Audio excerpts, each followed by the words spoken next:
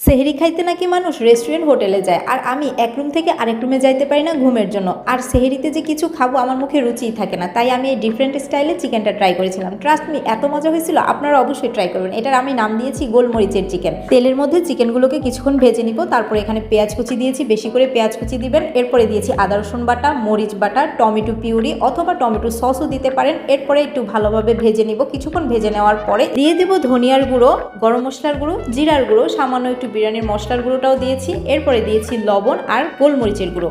এই রান্নাটাতে আমি কোনো ধরনের মরিচের গুঁড়ো ব্যবহার করব না, আমি গোলমরিচের গুঁড়ো দিয়ে রান্নাটা শেষ করব। তারপরে দেখতেই পাচ্ছেন দিয়ে দিয়েছি টক দই। ঘরে যদি টক দই না থাকে দুধের মধ্যে লেবু মিশিয়ে টক দই বানিয়ে নেবেন, সেটা দিয়ে তারপরে কিছুক্ষণের জন্য আবারও কষিয়ে নিব।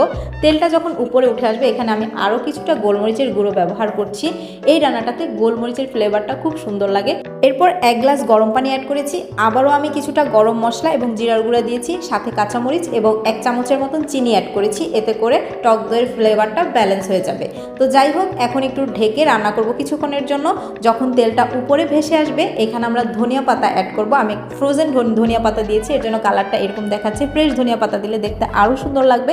এই তো রান্নাটা হয়ে গেল। এটা কিন্তু আপনারা ভাত, পোলাও বা রুটি পরোটার সাথেও খেতে পারেন। ভিডিওটা ভালো লাগলে শেয়ার করবেন। আল্লাহ হাফেজ।